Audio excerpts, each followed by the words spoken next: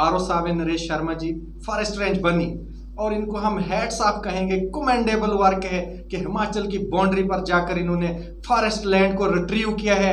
इनसे ही जानते हैं सर, कैसे आपने ये चैलेंजिंग टास्क को सर अंजाम दिया और कितना वहां पे लैंड रिट्रीव किया आपने सर? हमारे डीएफओ बसोली अश्विनी सर के निर्देश के ऊपर कल फॉरेस्ट टीम बनी और साथ में प्रोटेक्शन फोर्स के भी मुलाजिम हमारे साथ थे। तो हम लोगों ने, हमारा एक फॉरेस्ट कंपार्टमेंट 2 है, हिमाचल बाउंड्री के से लगता है वो, तो वहाँ पे तकरीबन कोई 30 साल पहले की फॉरेस्ट एनक्रोचमेंट थी, अराउंड 100 कनाल्स, जिसमें लोगों ने जो खेत बनाए हुए थे और वहाँ पे कल्टीवेशन कर रहे थे। कल जब हमारी टीम गई तो हमने चौकीदार और लंबरदार के थ्रू पूरे गांव को बुलवाया और उनको हमने समझाया कि जो आपको फॉरेस्ट के जो डायरेक्ट बेनिफिट्स हैं वो इतने मिल रहे हैं, फिर आप एनक्रोचमेंट क्यों करते हो? आपको जो है टनों के हिसाब से जो है वो फॉडर ग्रासेस दिए जा रहे हैं, आपको 200 से ज़्यादा जो है वो कंसेशन रेट पे टिम्बर मुहैया करवाई जा रही है, आपको फायरवुड मुहैया करवाई जा रही है, तो फिर एनक्रोचमेंट का कोई रीज़न रह नहीं जाता है। तो लोगों ने बिल्कुल हमारी बात को समझा, तसब्बर किया, और उन्होंने हम अपने घरों के आसपास जो उन्होंने फॉडर ग्रासेस के ढेर लगाए थे वो भी दिखाए और कहा कि देखो ये सब हमने तो जंगल से लाया है, इसलिए हम अपनी एनक्रोचमेंट्स हटाने के लिए खुद ही तैयार हैं।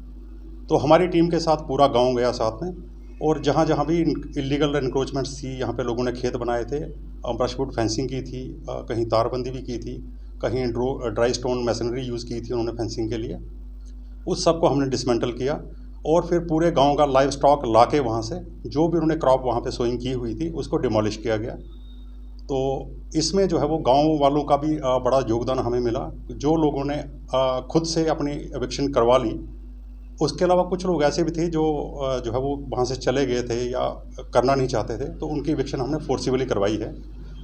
तो अब ये जो एविक्शन ड्राइव है हमारी, ये आगे भी कंटिन्यूज़ रहेगी, और कल अराउंड जो है अप्रॉक्सीमेटली 100 कनाल्स एरिया जो है हमने रिट्रीव किया है, और फिर हमने उसकी डिक्लेरेशन की है bye beating drums and doles, ताकि सभी लोगों को पता चल जाए कि एविक्शन यहाँ पे ये जो है एरिया एविक्शन फ्री हो एनक्रोचमेंट फ्री हो चुका है, और अब जो है इस एरिया को वापस जो है ओरिजिनल फॉरेस्ट की शेप में रिस्टोर किया जा रहा है। सर, ऐसी भी इनपुट्स आ रही हैं तहसील बनी फॉरेस्ट रेंज से कि कहीं ना कहीं लोगों ने जो है वो इंक्रोच किया है फॉरेस्ट लैंड को। दूसरे लोग जो भी हैं जो आपके संज्ञान में नहीं है, या इनपुट्स रिसीव हो रही हैं हमें थ्रू रिलायबल सोर्सेज, उनके लिए कैसा एक्शन रहेगा विभाग की तरफ से? हाँ देखिए, कुछ लोगों को तो हमने ऑलरेडी नोटिस दिए हुए हैं। अभी आप देखेंगे कि विद इन ए वीक उनके जो है वो सारे के सारे स्ट्रक्चर डिसमेंटल किए जाएंगे, क्योंकि उनको सफिशिएंट टाइम हम दे चुके हैं थ्रू 3 नोटिसेस। तो जिसमें उनका जो है रिकॉर्ड पूछा गया था कि अगर उनके पास कोई भी जो है वो लीगल रिकॉर्ड है उस लैंड के पोजेशन का तो हमें दिखाएं, तो किसी ने नहीं दिखाया है वो तो हम डिसमेंटल कर रहे हैं। उसके साथ में जो बनी टाउन में कुछ एनक्रोचमेंट्स हैं सेवा नदी के दोनों तरफ, उसके रिगार्डिंग मैंने जो है एसडीएम साहब से रिक्वेस्ट की थी, और उन्होंने हमें एक ऑर्डर भी निकाला है फॉरेस्ट और रेवेन्यू अथॉरिटीज़ को कि मिलके इसकी डिमार्केशन करें, और यहाँ भी फॉरेस्ट लैंड है तो उसको रिट्रीव करें। तो हम सिर्फ डिमार्केशन का इंतज़ार कर रहे हैं। मैंने रेवेन्यू अथॉरिटीज़ से दोबारा फिर जो है वो रिक्वेस्ट की है कि जल्दी से हमें डिमार्केशन करके दे दें, और ये जो बनी टाउन में दोनों तरफ से जो है रिवर के दोनों साइड्स जो हैं वो एनक्रोच्ड हैं, उनको हम खाली करवाएँ। देखिए, हमारी तरफ से इसमें किसी को भी कोई ढील नहीं है। फॉरेस्ट लैंड के इंक्रोचमेंट को तो किसी भी सूरत में बख्शा नहीं जाएगा। बिल्कुल सर, जो फॉरेस्ट लैंड है उसको रेगुलराइज किया ही नहीं जा सकता है, ये कहीं भी कोई भी प्रोविजन नहीं है। ये हम लोगों का भी फर्ज है सर, क्योंकि फॉरेस्ट जो है वो integral part of human lives के साथ इसका इंटरकनेक्शन है।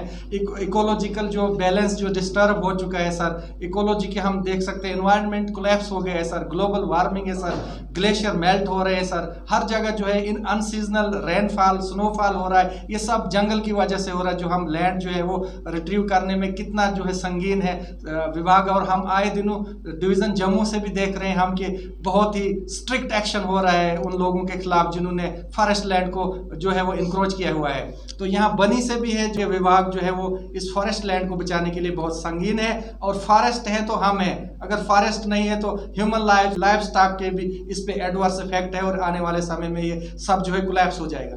आप बिल्कुल सही कह रहे हैं, और बिल्कुल आप बेसिक बात कह रहे हैं कि पूरी सोसाइटी का सर्वाइवल जो है वो जंगलों के ऊपर है। अगर जंगल सर्वाइव करेंगे, फॉरेस्ट लैंड रहेगी, तो हम सब लोगों का सर्वाइवल है। फॉरेस्ट लैंड को बचाना जो है एक कॉमन रिस्पॉन्सिबिलिटी है। और ना वाटर बॉडीज भी सर, वाटर बॉडीज भी देख रहे हैं हम कि उनको बिल्कुल सर इंक्रोच करके तंग कर दिया गया है, जो बनी का सराउंडिंग एरिया है, जो आपने भी बताया सर। तो हम चाहते हैं कि इसमें जो है वो स्टर्न एक्शन होना चाहिए, स्ट्रिक्ट एक्शन अंडर लॉ।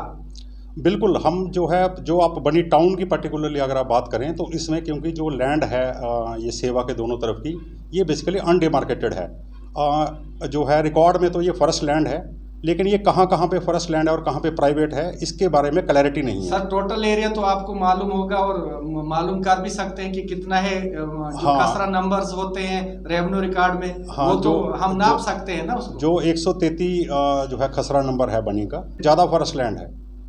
और अभी अगर देखें हम, तो मुझे नहीं लग रहा कि उसमें आधी भी बची होगी, लेकिन इसमें क्लैरिटी नहीं है। हम तो चाह रहे हैं कि इसकी जल्दी से डिमार्केशन हो, हम इसकी फेंसिंग करवाएं, और यहाँ इंक्रोचमेंट हुई उसके रिमूवल करवाएं।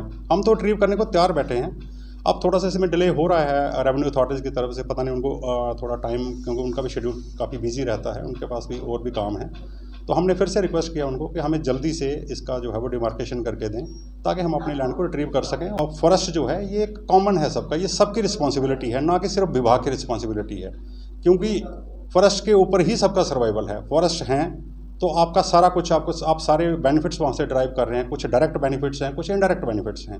अब घास वगैरह इनको तो हम टेंजिबल बोलेंगे, लेकिन कुछ आबो हवा वाले जो मौसम को संचालित करने वाले जो बेनिफिट्स हैं वो इनटेंजिबल हैं, लेकिन हैं तो वो सबकी रिस्पॉन्सिबिलिटी है कि अगर फॉरेस्ट रहेंगे तो सबका सर्वाइवल है, और अगर फॉरेस्ट नहीं रहेंगे तो आबो हवा ख़राब होगी तो सबको प्रॉब्लम आएगी उसमें।